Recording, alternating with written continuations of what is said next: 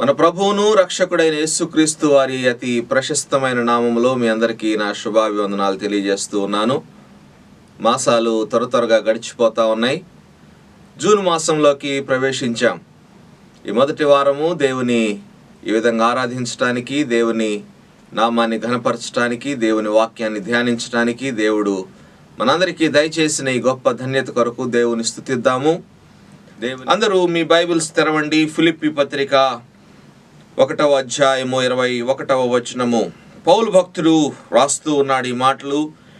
నా మట్టుకైతే బ్రతుకుట క్రీస్తే, చావైతే లాభము. అయినను శరీరముతో నేను జీవించుటయే నాకున్న పనికి ఫలసాధనమైన ఎడల నేనేమి కోరుకుందునో నాకు తోచలేదు. ఈ రెంటి మధ్యను ఇరుకునబడి ఉన్నాను. నేను వెడలిపోయి క్రీస్తుతో కూడా ఉండవలెనని నాకు ఆశ ఉన్నది. అది నాకు మరి మేలు. అయినను నేను శరీరమునందు నిలిచి ఉండుట మిమ్మును బట్టి మరి అవసరమై ఉన్నది అని రాశాడు పౌలు భక్తుడే. మరలా రోమా పత్రిక 14వ అధ్యాయం 8వ వచనములో వ్రాస్తున్నాడు, మనము బ్రతికినను ప్రభువు కోసమే బ్రతుకుచున్నాము, చనిపోయినను ప్రభువు కోసమే చనిపోవచ్చున్నాము. కాబట్టి మనము బ్రతికినను చనిపోయినను ప్రభువు వారమై ఉన్నాము అని రాసినాడు. దేవుని నడిపింపుతో మనం ఈ వాక్యమును ధ్యానం చేద్దాం. ప్రేమ కలిగిన తండ్రి యేసయ్యా, మీకు వందనాలు. గడిచిన కాలమంతా మీ కాపుదల భద్రత మాకు దయచేసి యువతీ కాలం మరలా ప్రభువా మీ సన్నిధిలో మీ వాక్యమును ధ్యానించే గొప్ప ధన్యతను మాకు అనుగ్రహించినందుకు మిమ్మల్ని ఎంతగానో స్తుతిస్తున్నాం ప్రభువా. మా పట్ల మీకున్న తలంపులు ఉన్నతమైన తలంపులు. మీరు సెలవిచ్చినారు, మీ తలంపుల కంటే నా తలంపులు ఉన్నతమైన తలంపులు. భూమి కంటే ఆకాశం ఎంత ఉన్నతముగా ఉన్నదో మీ తలంపుల కంటే నా తలంపులు అంత ఉన్నతమై ఉన్నవన్నారు. కాబట్టి అయ్యా, మరి మీరు మమ్మను ఎంతగానో ప్రేమించి ఉన్నారు ప్రభువా. అయినా మీ కుమారుణ్ణి ఇవ్వటానికి సైతం వెనకాడలేదు. కాబట్టి ప్రభు, మిమ్మల్ని మేము ఈ విధంగా స్తుతించటానికి మీరు మాకు ఇచ్చిన గొప్ప ధన్యత కొరకు మిమ్మల్ని స్తుతిస్తూ ఉన్నాం. అయినా దేశమంతా లాక్డౌన్ పరిస్థితిలో ఉన్నది ప్రభువా. మరి సంఘములోకి వెళ్ళి మరి ఆరాధించుకునే అవకాశం లేకపోయినప్పటికీ నాయన అనేక బిడ్డలను మేము ఈ విధంగా నాయన వీడియోల ద్వారా, యూట్యూబ్ ద్వారా, ఫేస్బుక్ల ద్వారా మేము అందరినీ కలుసుకోవటానికి, అందరికీ మీ వార్తను అందించడానికి, సువార్తను పంచడానికి మీరు మాకు ఇస్తున్న గొప్ప అవకాశమును బట్టి మిమ్మల్ని స్తుతిస్తూ ఉన్నాం.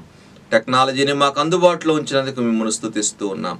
ఇంకా ఇటువంటి పరిస్థితులు నాయన ఇంకా ఎంతకాలం ఉంటాయి మాకైతే తెలియదు. కానీ నాయన మీరు అక్కడ పర్యంతము నాయన మీ పనిలో మేము నిమగ్నమై ఉండటానికి మీ కృపను మాకు దయచేయండి. మమ్మల్ని అందరినీ మీ ఆధీనంలో ఉంచుకోనండి నాయన. ఎవరైతే ఈ వర్తమానం వింటున్నారో వారందరి హృదయాలలో ఈ వాక్యం నూరంతలుగా ఫలింపచేయమని వేడుకుంటున్నాం. నిలువబడిన మీ దాసుని మీ సిలువ చాటును మరుగుపరచండి, బలమైన సాధనముగా వాడుకోనండి. మీ కృపలో వర్ధిల్ల చేయమని వేడుకుంటూ యేసయ్య అతి పరిశుద్ధ నామముల విన్నపములు అడిగి వేడుకుంటున్నాము తండ్రి, ఆమెన్. ప్రియమైన దేవుని బిడ్డలారా, గత 4 వారములుగా భక్తి జీవితం అనే అంశాన్ని మనం ధ్యానం చేస్తూ వచ్చాం. క్రైస్తవ భక్తి ఏ విధంగా ఉండాలో మనం ధ్యానించాం. ఏ విధంగా మనం భక్తి చేయాలో మనం ధ్యానించాం. ఇప్పటి వరకు మనం అనుకున్నదే భక్తి అనుకుంటూ సమయాన్ని వెళ్ళబుచ్చుతూ వచ్చాం. కానీ ఇప్పుడు నిజమైన భక్తి ఏంటో మనం నేర్చుకున్నాం. క్రీస్తు కొరకు బ్రతకటం అంటే ఏంటి? క్రీస్తు కొరకు ఈ లోకంలో జీవించటం అంటే ఏంటి? క్రైస్తవ విశ్వాసి క్రీస్తు కొరకు ఏ విధంగా జీవించాలి అనే అంశాన్ని మనం ధ్యానం చేస్తూ పౌలు భక్తుని జీవితాన్ని మనం ధ్యానం చేశాం.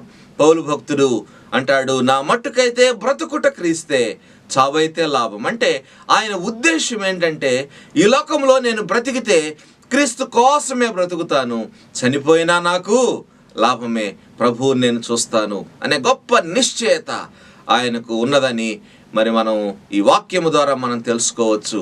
పౌలు భక్తుడు తిమోతికి వ్రాస్తూ తన చివరి దినాలలో నా పరుగు కడముట్టించి తిని అంటాడు. పరుగు కడముట్టించి తిని, విశ్వాసమును కాపాడుకొంటిని, నా కొరకు జీవ కిరీటం ఉంచబడి ఉన్నది అంటాడు. ప్రియమైన దేవుని బిడ్డలారా, ఈ లోకంలో క్రీస్తు కొరకు జీవించే ప్రతి విశ్వాసి ఈ మాటలు ధైర్యముగా చెప్పగలగాలి. ఎవరైతే క్రీస్తునందు విశ్వాసం ఉంచినారో, ఇదిగో నేను క్రైస్తవుడిని, క్రైస్తవురాలిని, నేను క్రీస్తు బిడ్డను, నేను క్రీస్తు కొరకు ఈ లోకంలో బ్రతుకుతున్నాననే ప్రతి వ్యక్తి కూడా ఈ మాటలు నా మట్టుకైతే బ్రతుకుట క్రీస్తే, చావైతే లాభము అనే మాటలు ధైర్యముగా చెప్పగలగాలి. అంతేకాదు, నా పరుగు కడముట్టించాను, విశ్వాసమును కాపాడుకున్నాను, నా కొరకు జీవ కిరీటం ఉన్నదనే నిశ్చయత ప్రతి ఒక్క వ్యక్తికి ఉండాలి. కాబట్టి ప్రియమైన దేవుని బిడ్డలారా, ఈ ఉదయకాలము మనము మన క్రైస్తవ జీవితాన్ని మనము జ్ఞాపకం చేసుకుందాం. క్రైస్తవులముగా మనం ఏ విధంగా జీవిస్తూ ఉన్నాం, ఈ లోకంలో క్రైస్తవులమనే మనకు ఎటువంటి సాక్ష్యము ఈ లోకంలో ఉన్నది.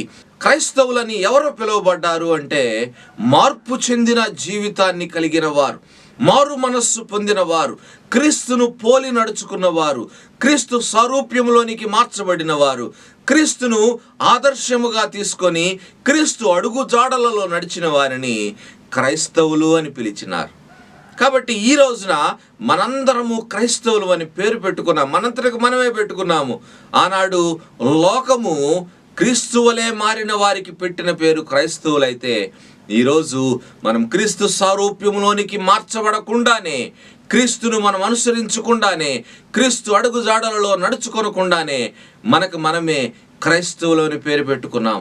మనకున్న ఒకే ఒక్క ఆధారం ఏంటంటే బాప్తీసం తీసుకున్నాం. బాప్తీసం తీసుకున్నాం కాబట్టి మేము క్రైస్తవులము. ఇంకా కొంతమంది అయితే మా తల్లిదండ్రులు క్రైస్తవులు కాబట్టి మేము క్రైస్తవులము. కొంతమంది మా పూర్వీకులు క్రైస్తవులు, మేము క్రైస్తవులమే. కొంతమంది అయితే మా తల్లిదండ్రులు ఈ లోకంలో సంఘములో మంచి పొజిషన్లో ఉన్నారు కాబట్టి మేము క్రైస్తవులమే. ఈ విధంగా చాలామంది క్రైస్తవులంటే వాళ్ళకున్న అభిప్రాయాలు వాళ్ళకి వేరువేరుగా ఉంటా ఉన్నాయి. కానీ నిజమైన క్రైస్తవ జీవితం అంటే ఏంటో ఈరోజు మనం ధ్యానం చేద్దాం. నిజమైన క్రైస్తవ జీవితం అంటే క్రీస్తు కొరకే బ్రతకటం, క్రీస్తు కొరకే ఈ లోకంలో బ్రతకటం. పౌలు భక్తుని యొక్క తీర్మానము చాలా స్పష్టంగా ఉంది. నా మట్టుకైతే బ్రతుకుట క్రీస్తే, చావైతే లాభము. ప్రియమైన దేవుని బిడ్డలారా, ఈ ఉదయకాలము 2 విషయాలు నేను మీకు జ్ఞాపకం చేయాలని ఆశపడుతూ ఉన్నాను. క్రీస్తు కొరకు జీవించటం అంటే ఏంటి, క్రీస్తు కొరకు జీవించే వాళ్ళు ఎటువంటి జీవన విధానం కలిగి ఉండాలి, క్రీస్తు కొరకు జీవించే వాళ్ళ యొక్క పరిస్థితులు ఏ విధంగా ఉండాలి, క్రీస్తు కొరకు జీవించాలనుకున్న వారు చేసుకోవలసిన తీర్మానాలేంటి. ప్రియమైన దేవుని బిడ్డలారా, క్రీస్తు కొరకు జీవించటం అంటే మీ యొక్క అభిప్రాయాలు వేరువేరుగా ఉండవచ్చు. క్రీస్తు కొరకు బ్రతకటం అంటే మీకు తెలిసిన విషయాలు మీకు ఎన్నో ఉండవచ్చు. కానీ బైబిల్ గ్రంథం ఏమి సెలవిస్తుందో మనము ఈరోజు తేటగా మనం ధ్యానం చేద్దాం. క్రీస్తు కొరకు జీవించటం అంటే ఎలా జీవించాలి చూడండి. పౌలు భక్తుడు రాస్తూ ఉన్నాడు. రోమాపత్రిక 6వ అధ్యాయము 13వ వచనములో, రోమాపత్రిక 6వ అధ్యాయం 13వ వచనములో పౌలు భక్తుడు తేటగా వ్రాస్తూ ఉన్నాడు. క్రీస్తు కొరకు జీవించటం అంటే ఏంటో తేటగా వ్రాయబడిన చూడండి. మీ అవయవములను దుర్నీతి సాధనములుగా పాపమునకు అప్పగింపకుడి, అయితే మృతులలో నుండి సజీవులము అనుకొని మిమ్మును మీరే దేవునికి అప్పగించుకొనుడి. మీ అవయవములను నీతి సాధనములుగా దేవునికి అప్పగించుడి. మన జీవితాన్ని దేవునికి అప్పగించుకోవాలి. ఒకసారి క్రీస్తు కొరకు నీవు తీర్మానం చేసుకున్నావంటే, ఒకసారి నీవు మారు మనస్సు పొంది బాప్తిస్మపు అనుభవంలోనికి నువ్వు వచ్చినావంటే, నీవు క్రీస్తు కొరకు ఒక తీర్మానం చేసుకోవాలి. నా జీవితం ప్రభువా, ఇక నీ కొరకే ప్రభువా. ఈ జీవితం నాది కాదు, నీ విలువ పెట్టి కొనుక్కున్నావు ప్రభువా, నీ రక్తముతో నన్ను కొన్నావు ప్రభువా. ఇక ఈ జీవితం నాది కాదు, ఇది నీది అని దేవునికి మన జీవితాలను సమర్పించాలి. మన అవయవాలను దేవునికి అప్పగించుకోవాలి అంటున్నాడు. దేవుని కంట్రోల్లోకి మనం వచ్చేసేయాలి, దేవుని ఆధీనంలోకి మనం రావాలి, దేవుని చిత్తానికి లోబడాలి. ఎందుకంటే ప్రభువును ఎరిగిన తరువాత మనము మన సొత్తు ఎంత మాత్రము కాదు. బైబిల్ గ్రంథం మనకు తేటగా సెలవిస్తా ఉన్నది. సంఘమునకు క్రీస్తు శిరస్సు అయిన ప్రకారము మన శరీరానికి క్రీస్తు శిరస్సు అయి ఉండాలి. మన శరీరానికి క్రీస్తు శిరస్సు, ఆయన మన శిరస్సు అయినప్పుడు శిరస్సు కంట్రోల్లోనికి, అంటే తల యొక్క ఆధీనంలోనికి, కంట్రోల్లోనికి మన అవయవాలన్నీ రావాలి. మన అవయవాలు ఆయన ఆజ్ఞలు మనం పాటించాలి. మన శిరస్సు నుంచి వచ్చే ఆజ్ఞలను బట్టే కదా మన శరీరంలోని ప్రతి అవయవం పనిచేస్తుంది. మన శరీరమును కంట్రోల్ చేసేది మన మెదడే కదా. మెదడులో నుంచి వచ్చే సిగ్నల్స్ని బట్టే కదా శరీరంలోని ప్రతి అవయవము మరి కంట్రోల్ అయి పనిచేస్తూ ఉంటుంది. కాబట్టి ప్రియమైన దేవుని బిడ్డలారా, మన తలంపులు, మన మాటలు, మన క్రియలు, మన చూపులు ఆయన కంట్రోల్లో ఉంటున్నాయా? ఒకసారి ఆలోచన చేయండి. కొలస్సీలకు రాయబడిన పత్రిక 1వ అధ్యాయము 9 నుంచి 12 వచనాలలో పౌలు భక్తుడు కొన్ని సూచనలు చేస్తా ఉన్నాడు. మీరు దేవుని చిత్తాన్ని పూర్ణముగా గ్రహించాలి అంటాడు పౌలు భక్తుడు. దేవుని చిత్తాన్ని తెలుసుకోలేకపోతా ఉన్నాం. క్రైస్తవులు అని పేరు పెట్టుకున్నాం, కానీ దేవుని చిత్తాన్ని గ్రహించలేని స్థితిలో ఈనాటి క్రైస్తవ సమాజం ఉంటా ఉంది. ఎందుకొరకు జీవిస్తున్నామో అర్థము కాని పరిస్థితిలో క్రైస్తవులు జీవిస్తూ ఉన్నారు. ప్రియమైన దేవుని బిడ్డలారా, పౌలు భక్తుడు తేటగా కొన్ని విషయాలు మరి జ్ఞాపకం చేస్తున్నాడు. ఒక్కొక్క విషయాన్ని మీరు జాగ్రత్తగా చూస్తూ అండర్లైన్ చేసుకోండి. తర్వాత దేవుని విషయమైన జ్ఞానమందు అభివృద్ధి పొందాలి అంటాడు. దేవుని చిత్తాన్ని మనం గ్రహించాలి. అంతేకాదు దేవుని విషయమైన జ్ఞానమందు అభివృద్ధి పొందాలంట. దేవుని గురించి ఇంకా తెలుసుకోవాలి. దేవుని గురించి ఇంకా ఎన్నో విషయాలు తెలియనివి ఉన్నాయి. దేవుడు మరి ఒక మర్మము. దేవుని విషయాలు మనకి అంత ఈజీగా అర్థం కావు. దేవుని విషయాల్లో మనం జ్ఞానము సంపాదించుకోవాలి. ఇంకా ప్రభువును తెలుసుకోవాలి. ప్రభువుతో ఇంకా దగ్గర సంబంధం కలిగి ఉండాలి. ప్రభువుతో ఇంకా మరి సహవాసము కలిగి జీవించాలి. దినదినము దేవునితో మన సహవాసము వృద్ధి పొందుతూ రావాలి, బలపడుతూ రావాలి మన బంధము. కాబట్టి ప్రియమైన దేవుని బిడ్డలారా, చూడండి ఇంకా తర్వాత ఏమంటున్నాడు చూడండి. దేవుని విషయమైన జ్ఞానమందు అభివృద్ధి పొందటమే కాదు, అన్ని విషయములలో ప్రభువును సంతోష పెట్టాలి అంటున్నాడు. అన్ని విషయములలో ప్రభువును సంతోష పెట్టాలి. మన జీవితంలో ఎన్ని విషయాల్లో ప్రభువును సంతోష పెట్టగలుగుతున్నాం? మన జీవితాల్లో దేవుణ్ణి దుఃఖపరిచే విషయాలే ఎక్కువ, కానీ దేవుణ్ణి సంతోష పెట్టే విషయాలు ఎక్కడ ఉంటున్నాయి చెప్పండి? ఆలోచించేయండి. దేవుణ్ణి సంతోష పెట్టగలుగుతున్నామా? ఏ పని ద్వారానైనా, నీ మాటల ద్వారా, నీ యొక్క చూపుల ద్వారా, నీ తలంపుల ద్వారా ప్రభువుని సంతోష పెట్టగలుగుతున్నావా? దేవుని సంతోష పెట్టలేకపోతే మన జీవితం ఎందుకండి? దేవుని సంతోష పెట్టలేకపోతే మన బ్రతుకు వ్యర్థము కదా. ఆలోచన చేయండి. ఇంకా చూడండి, అన్ని విషయములలో ప్రభువును సంతోష పెట్టడం మాత్రమే కాదు, ఆయనకు తగినట్లుగా నడుచుకోవాలి. ఆయనకు తగినట్లుగా నడుచుకోవాలి. మనకు తగినట్లుగా కాదు, మన ఇష్టానుసారముగా కాదు, మన యొక్క ఆలోచనలు అనుసరించి కాదు, సొంత జ్ఞానాన్ని అనుసరించి కాదు, దేవునికి తగినట్లుగా మనం నడుచుకోవాలి. ఆయన మనము ఏ విధంగా ఉండాలని కోరుకుంటున్నాడో, ఏ విధముగా ఈ లోకంలో నడుచుకోవాలని కోరుకుంటున్నాడో, ఏ విధముగా ఈ లోకంలో జీవించాలని ఆయన ఆశపడుతున్నాడో ఆ విధముగా మనం నడుచుకోవాలి. మన జీవితము దేవుణ్ణి ఎల్లప్పుడూ మహిమపరచేదిగా ఉండాలి. మన జీవితంలో ప్రతి విషయము దేవుణ్ణి మహిమపరచేదిగా ఉండాలి. మనం చేసే ప్రతి ఆలోచన దేవుణ్ణి సంతోషపెట్టేదిగా ఉండాలి. ప్రియమైన దేవుని బిడ్డలారా, అంతేకాదు ఆనందముతో కూడిన పూర్ణమైన ఓర్పును, దీర్ఘశాంతమును కనుపరచాలి అంటున్నాడు. పూర్ణమైన ఓర్పును, దీర్ఘశాంతము, అది కూడా ఆనందముతో కూడినదై ఉండాలంట. సంతోషంగా ఓర్పు మనం కలిగి ఉండాలి. సంతోషముగా సహించాలి. శ్రమలు రావచ్చు, కష్టాలు రావచ్చు, ఎన్నో ఇబ్బందులు కలగవచ్చు. క్రీస్తు కొరకు జీవించటం అంటే సాధారణమైన జీవితం కాదండి. యేసయ్య అంటారు, నన్ను వెంబడింపగోరువాడు తన సిలువనెత్తుకొని తనను తాను ఉపేక్షించుకొని నన్ను వెంబడింపవలెను అంటాడు. కాబట్టి సిలువ అనేది మన జీవితంలో ఒక భాగమైపోతుంది. యేసుక్రీస్తు కొరకు జీవించటం అంటే సాధారణమైన విషయం కాదు. ఎన్నో సవాళ్లతో కూడిన జీవితము, ఎన్నో శ్రమలతోటి, ఇబ్బందులతోటి, ఎన్నో రకములైన ఉపద్రవములతోటి, ఎన్నో రకములైన ప్రాణాపాయ పరిస్థితులలో మనం జీవించవలసి వస్తుంది.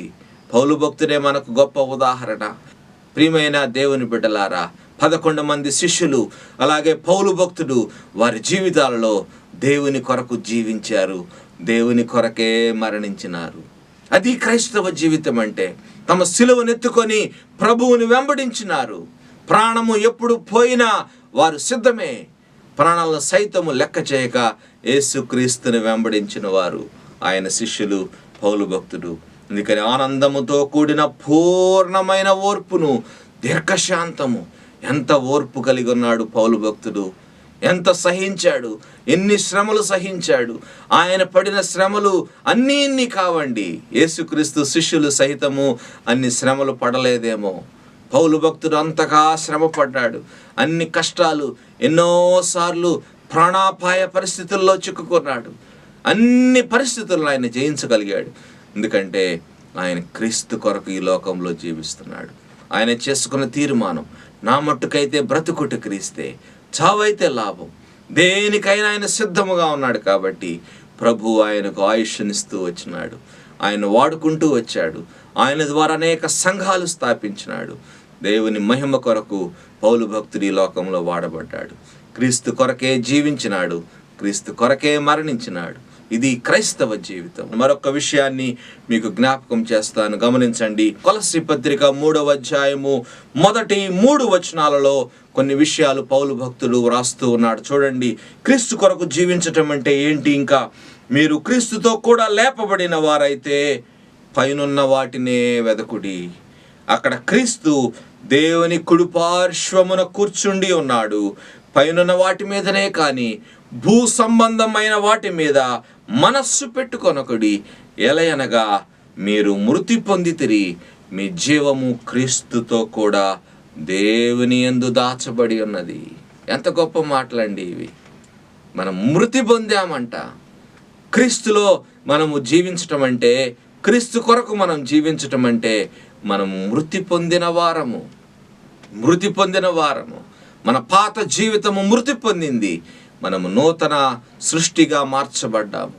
కాగా ఎవడైనను క్రీస్తునందు ఉన్న ఎడల వాడు నూతన సృష్టి, పాతవి గతించెను అంటాడు పౌలు భక్తుడు. మన జీవితంలో పాత రోత జీవితానికి ఫుల్ స్టాప్ పెట్టాలా? పాత రోత జీవితము ఇక మన జీవితంలో ఆ వాసన కూడా కనపడటానికి వీలు లేదు. మీరు క్రీస్తునందు మృతి పొందితిరి, మీ జీవము క్రీస్తుతో కూడా దేవుని యందు దాచబడి ఉన్నది. మన యొక్క జీవము దేవుని యందు దాచబడి ఉంది. మనం క్రీస్తుతో మృతి చెందాము, క్రీస్తుతో ఈ లోకంలో జీవిస్తూ ఉన్నాము. క్రీస్తు వచ్చినప్పుడు క్రీస్తుతో పాటు వెళ్ళిపోతాం. ఇది క్రైస్తవ జీవితం. ప్రియమైన దేవుని బిడ్డలారా, పౌలు భక్తుడు ఇక్కడ చేస్తున్న హెచ్చరిక ఏంటంటే, మీరు పైనున్న వాటినే వెదకుడి అంటున్నాడు. పైనున్న వాటిని, ఏముంది పైన అంటే క్రీస్తున్నాడంట. క్రీస్తు యేసయ్య అక్కడ దేవుని కుడిపార్శ్వమున కూర్చుండి ఉన్నాడు. దేవుని కుడిపార్శ్వమున యేసయ్య కూర్చొని ఉన్నాడు. అందుకనే పైనున్న వాటినే వెతుకుడి అంటున్నాడు. పేతురు భక్తుడు అంటాడు, పేతురు మొదటి పత్రిక 2వ అధ్యాయము 11వ వచనములో, ప్రియులారా, మీరు పరదేశులను యాత్రికులనై ఉన్నారు కనుక ఆత్మకు విరోధముగా పోరాడు శరీర ఆశలను విసర్జించండి అంటాడు. శరీరాశలు. ఈ లోకంలో బ్రతుకుతున్నాము, క్రీస్తు కొరకు జీవించాలని ఆశ ఉంది. క్రీస్తు వచ్చినప్పుడు క్రీస్తుతో కూడా ఎత్తబడాలని ఆశ ఉంది. పరలోక రాజ్యములు ఆయనతో ఉండాలని ఆశ ఉంది. కానీ భూ సంబంధమైన ఆశలు పోలేదు మనకి. శరీరాశలు పోలేదు మనకి. శరీరాశలతోటి కొట్టుమిట్టాడుతూ ఉన్నాం మనం. ఈ లోకములో ఎన్నో రకాలైన వాటితోటి మనం బంధించబడి ఉంటా ఉన్నాం. మనము ఈ లోక సంబంధమైన వారము కాము అని పేతురు భక్తుడు జ్ఞాపకం చేస్తున్నాడు. ఈ లోకములో మీరు పరదేశులు, యాత్రికులు అంటున్నాడు. We are just travellers in this world. మనం ఈ లోకంలో కేవలము యాత్రికులము మాత్రమే. We are foreigners and travellers in this world. కొంతకాలము ఈ లోకంలో ప్రయాణం చేయాలి. అసలైనది మన కొరకు దేవుడు సిద్ధపరిచి ఉంచినాడు. పేతురు భక్తుడు అంటున్నాడు, మీరు ఆత్మకు విరోధముగా పోరాడు శరీర ఆశలను విసర్జించండి అంటున్నాడు. శరీరాశలను. Abstain from sinful desires. Abstain అంటే ఫుల్ స్టాప్. కామా కాదు. ఇంకా ఇంకొకటి చేయొచ్చు, ప్రభువుని క్షమాపణ అడగొచ్చు. ఇంకొక తప్పు చేయొచ్చు, ప్రభువుని క్షమాపణ అడగొచ్చు. ఇలా తప్పులు చేసుకుంటూ పోవటము, దేవుని క్షమాపణ అడుగుతూ ఉండటము. కానీ వాక్యము మనకది తెలియచేయట్లేదు. Full stop. మనం ఒక తప్పు చేసామంటే దానికి ఇంకా అక్కడ ఫుల్ స్టాప్ పడిపోవాలి. ఆ తప్పు మరలా మన జీవితంలో దొరలకూడదు. ఈ విషయాన్ని మనము జ్ఞాపకం చేసుకుంటే దావీదు భక్తుడు మనకు జ్ఞాపకం వస్తాడు. దావీదు జీవితంలో ఆయన పొరపాటు చేసినాడు, చాలా దేవునికి విరోధమైన పాపాన్ని చేసినాడు. కానీ దేవుడు ఆయన హెచ్చరించినప్పుడు he abstained from the sin. ఆయన చేసిన పాపమునకు, తప్పుకు ఫుల్ స్టాప్ పెట్టేశాడు. ఆయన జీవితంలో మరలా అటువంటి తప్పు చేయలేదని మనకు చరిత్ర తెలియజేస్తూ ఉంది. దేవుని వాక్యము తేటగా తెలియజేస్తూ ఉంది. కాబట్టి శరీర ఆశలను విసర్జించటము చాలా కష్టమే, కానీ శరీర ఆశలను విసర్జించాలి అంటున్నాడు. విసర్జించిన వాటి కొరకు మళ్ళీ ఆశపడకూడదు. మన జీవితంలో ఒకసారి వదిలిపెట్టామంటే మరలా వాటి జోలికి పోకూడదు. ప్రియమైన దేవుని బిడ్డలారా, మరలా విసర్జించిన వాటి కోసం ఆశపడేది ఏదంటే కుక్క తన వాంతికి ఆశపడినట్లు, కుక్క తన వాంతికి తిరిగినట్లు అని వ్రాయబడింది. కుక్క వాంతి చేస్తుంది, మళ్ళీ అదే కొద్దిసేపు అయిన తర్వాత దాన్నే మళ్ళీ తింటది. కాబట్టి అటువంటి జీవితం మన జీవితమై ఉండకూడదు.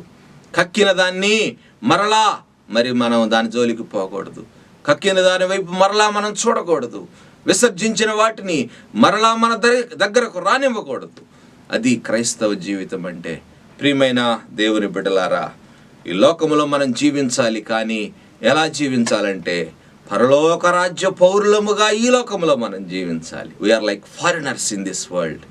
ఒక ఫారినర్, ఒక అమెరికన్ మన భారతదేశంలోకి వచ్చి మన రాష్ట్రంలో మన ఒంగోలు పట్టణానికి వచ్చాడు అనుకోండి, ఆయన ఎట్లా బ్రతుకుతాడు? నేను అమెరికన్ అనుకొని బ్రతుకుతాడా? నేను ఒంగోలు వాడిని లేకపోతే ఇండియన్ అనే బ్రతుకుతాడా? నేను అమెరికన్ననే బ్రతుకుతాడు. అమెరికన్గానే ఈ లోకంలో, లేకపోతే మన ఇండియాలో అమెరికన్గానే ఉంటాడు.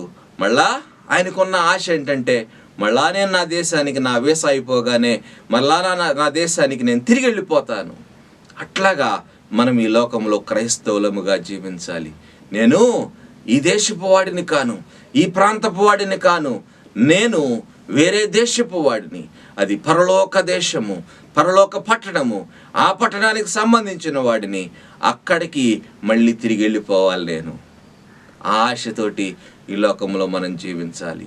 ప్రతి క్రైస్తవ విశ్వాసి క్రీస్తు కొరకు ఇదే జీవితాన్ని జీవించాలి. యోహాను మొదటి పత్రిక 2వ అధ్యాయము 15వ వచనములో భక్తుడు అంటాడు, ఈ లోకమునైనను లోకములో ఉన్న వాటినైనను ప్రేమించకుడి. లోకములో ఉన్న వాటినైనను ప్రేమించకడి. Don't love the things in this world. ఈ లోకంలో ఎన్నో ఉన్నాయండి, వాటిని మనం ప్రేమిస్తూ ఉంటే దేవుణ్ణి మనం మర్చిపోతాం. ఈ లోకంలో ఉన్న వాటి మీద మనకున్న ప్రేమ దేవునినే మర్చిపోయేలాగా చేస్తుంది, దేవుణ్ణే మనకు దూరం చేసేస్తుంది.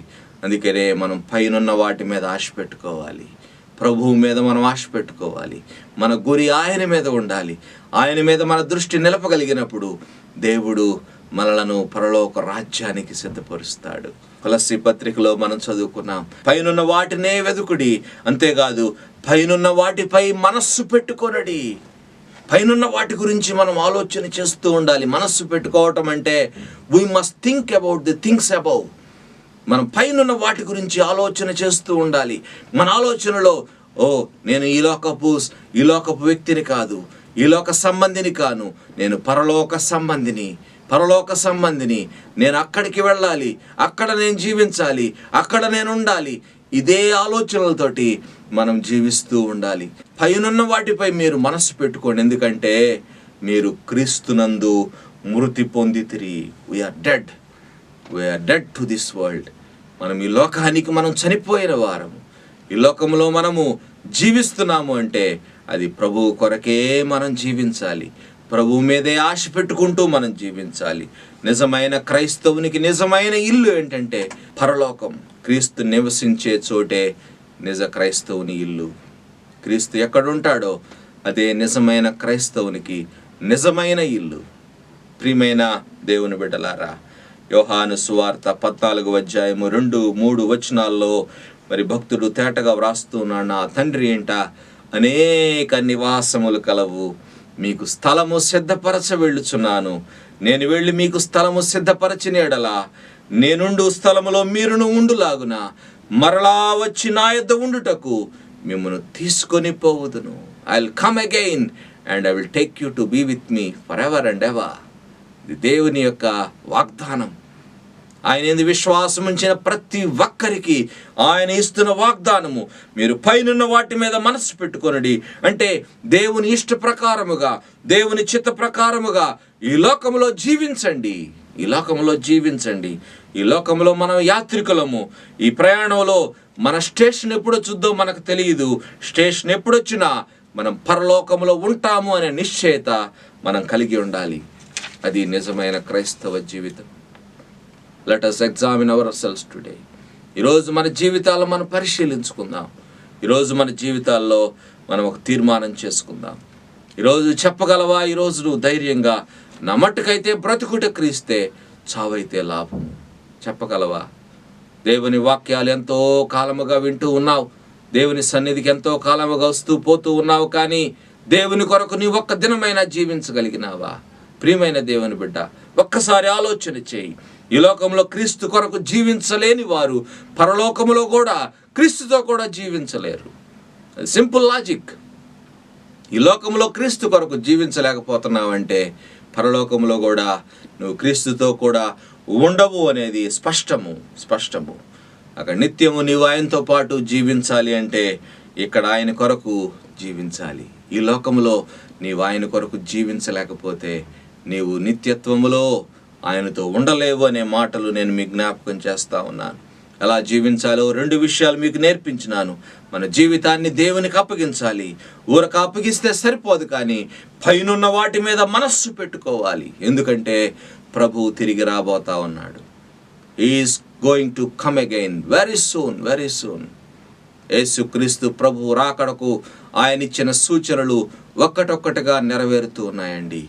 భయంకరమైన పరిస్థితులు మనం చూస్తూ ఉన్నాం. సూచనలు గమనించాలి. మనం క్రైస్తవ విశ్వాసులముగా సూచనలు మనం అర్థం చేసుకోవాలి. ప్రభువు రాబోతున్నాడు. ఆయన రాకడ కొరకు మనం సిద్ధపడాలి. ఆయన రాకడను ఆశతో అపేక్షించాలి అంటాడు భక్తుడు. ఆశగా ఆయన రాకడ కొరకు మనం ఎదురు చూడాలి. ఎందుకు అంటే రోమాపత్రిక 14:8 మనం చదువుకున్నాము, మనం బ్రతికినను ప్రభు కోసమే బ్రతుకుచున్నాము, చనిపోయినను ప్రభు కోసమే చనిపోతున్నాము. కాబట్టి మనం బ్రతికినను చనిపోయినను ప్రభువు వారమై ఉన్నాము. ప్రియమైన దేవుని బిడ్డలారా, దేని కొరకు నీవు ఈ లోకంలో జీవిస్తూ ఉన్నావు? నీవు ఈ లోకంలో జీవించటంలో నీ ఉద్దేశం ఏంటి?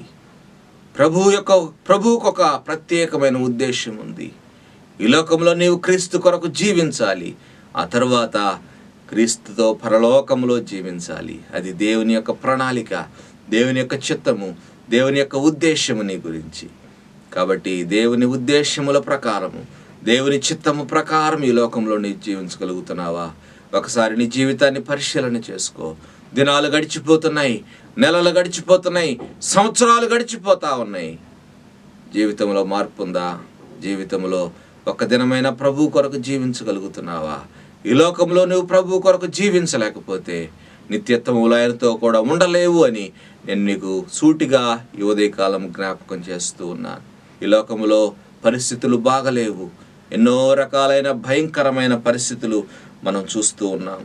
మన జీవితాలు దేవునికి సమర్పించుకొని పైనున్న వాటి మీద ఆశ పెట్టుకొని దేవుని రాకడ కొరకు ఆశతో ఎదురు చూద్దాం. దేవుడు మనకు అటు ధన్యతను, కృపను అనుగ్రహించునుగాక. అందరు తల్ల వంచండి, ప్రార్థన చేసుకుందాం. ప్రేమ కలిగిన తండ్రి, జీవము కలిగిన యేసయ్య, మీకు వందనాలు. ఈ ఉదయకాలం మీ సన్నిధిలో ప్రభువా, మీ వాక్యమును ధ్యానించే అవకాశం మాకు ఇచ్చినందుకు వందనాలు. నాయనా, పరిస్థితులు బహుఘోరముగా ఉన్నాయి ప్రభువా. ఎప్పుడు ఎక్కడ ఏం జరుగుతుందో అర్థం కాని పరిస్థితి నాయన. మరి మీరు అక్కడకు సూచనలు ఒక్కటొక్కటిగా నెరవేరుతూ ఉండగా ప్రభువా, నాయనా, సూచనలు గమనించి మేము నాయన జాగ్రత్త పడటానికి మీ కృప దయచేయండి. మా బ్రతుకులను బాగు చేసుకోవడానికి మీ కృప దయచేయండి.